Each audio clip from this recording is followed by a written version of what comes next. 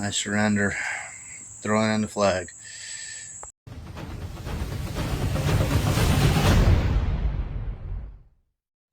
Alright, so I got them rebled. I did it probably another 15-20 times. It still spins. But one of the things I read on the forums, a guy had it on a Fox Buddy. Basically, when your proportion valve is this close to your headers, you can actually get this so hot that the check valve in there will seize or it won't work right, because heat, when this gets hot, it expands and it can just cause issues. So I'm just going to heat wrap that. I read it on a lot of hot rod forums too, where they put theirs away from the header. So I'm going to see what I can do. So basically, I've had this header wrap for a while. I was going to do a test on my 4.6 as far as wrapping the lower intake portion, but I'm going to use that and wrap that. I did want a little memo with this.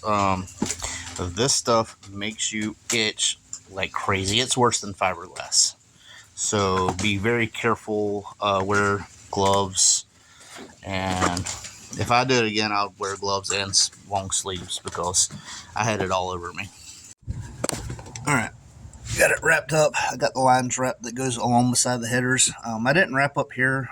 I feel like that was the issue. The master cylinder would be having an issue, but it is wrapped up, and it kind of, when you stand back like this, it's kind of just, you don't even know it's back there. So I do have to clip that end, but I'm at my mom's, so she don't obviously have wire cutters and stuff because I have them all. I need to watch the map sensor, and if I press the brake while it's in park running and that drops tremendously, like by 10 points or more, that's the issue. If you notice, it's at 59. I press the brakes, it's at 59. Release the brakes, 59. There's a small fluctuation, but within the limits. Nothing changes dramatically. So I don't think the master cylinder is the issue, or the brake booster. I'm sorry, I don't think the brake booster is the issue. That being said, I just drove this all the way home with 0 issues, so I am super excited. It does probably have some old gas in it, needs to be ran out. That could be part of the issue also. But yeah, we are running good. It ran 180, 190 all the way home, seemed like. It is still a little sluggish on when you're taking off. That could be the transmission, it could be the car, I don't know. But hang on one second. No need to sit here and waste gas. It's driving. The brakes didn't lock up. Nothing happened with that. So yeah, that, I don't know if bleeding it helped again, or if it's just whatever was stuck got unstuck, or if wrapping the proportion valve, wrapping out in the heat, the header wrap, I don't know if that helped, but it didn't do it. So something helped somewhere along the line. It drove all the way home without an issue, and that's the same way I went last time when I had the brake failure. So I don't want to count my chickens before they hatch, but I feel a lot better about the situation. But I do know I need windshield wipers bad. So you can't really tell on camera. I thought you would, but yeah, you can see all, like right there by that pole. Like, it don't even touch the windows and spots. So definitely need to pick up some wipers today, and I'm just going to check everything over again and make sure that everything's how it should be. Hopefully I can leave out tomorrow and get this thing fixed. Now, it is rainy. If it's going to pour rain all day tomorrow, I don't know if I'm going to chance it, but something to think about.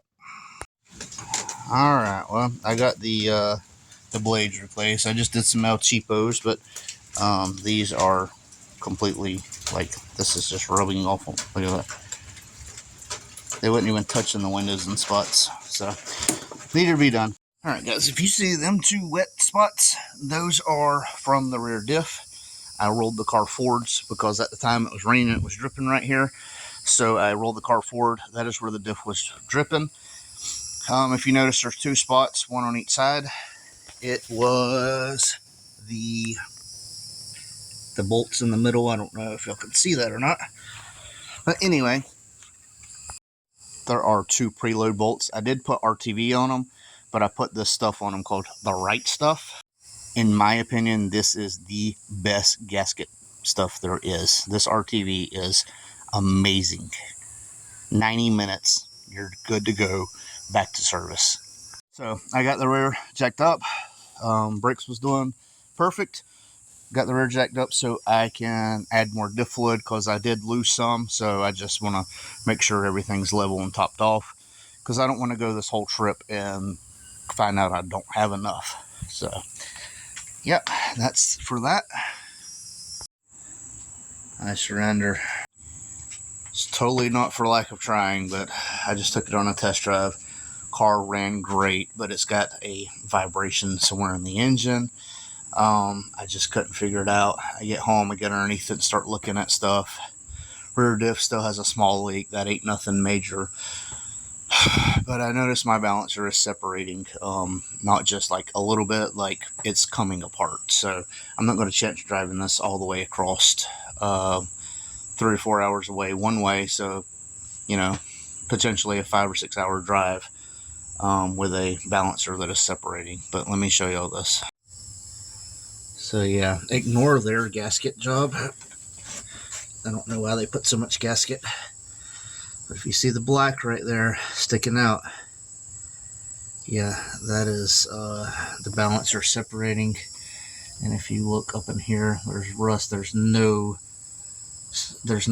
rubber, right? You can see where it stops, and there's a big gap, nothing, and then it's all pushed out the back right here. So that is about to just completely fail. I have did so much. I'm just bummed right now, man. I can't tell you how much work I've did on this car. I mean, if y'all been here through the journey, you know this car, it didn't have a front end, the tube frame wasn't done, it didn't run, it didn't drive, it didn't do anything, it didn't start. And I got all this stuff done, and all this stuff fixed, and all this stuff upgraded and added to it. Oh well, there's always next year, right, guys? Well, I guess this was a sign. I don't know. My mom went into surgery today at 2. She'll be out tomorrow. We have somebody to pick her up, but, you know, it's just kind of...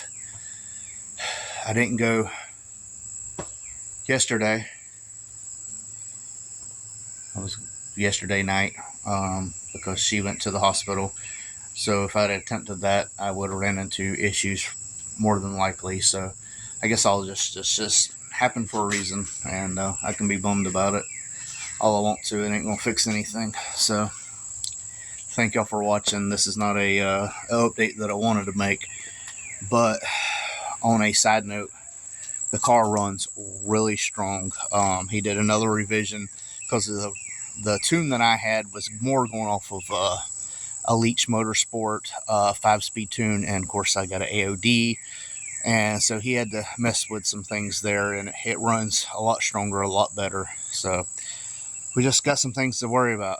I do still want to get away from the manual valve body. I'm not a fan. It is a cruiser. I'm not trying to figure out which gear it's in. The selector don't work, so I don't know what it's in, and it's just, it's not for me, man. It's not for me. So I'll probably put a regular valve body in it and just run it that way. I would love to go with a stock shifter. I would really love to go with a T5. So if anybody out there would love to, you know, AOD manual valve body ratchet shifter swap, I'll straight up trade you. I don't care. Just thanks for watching. This is Horseplay. We out. I won't turn around, I done made it this far. Look back now, that wouldn't be too smart. Shoot for the stars even when it gets hard. Put my faith in the Lord with the 16 bars. I won't turn around, I done made it this far. Look back now, that wouldn't be too smart. Shoot for the stars even when it gets hard. Put my faith in the Lord with the 16 bars. I won't turn around, I won't turn around. No matter how far I go, I'll never come back.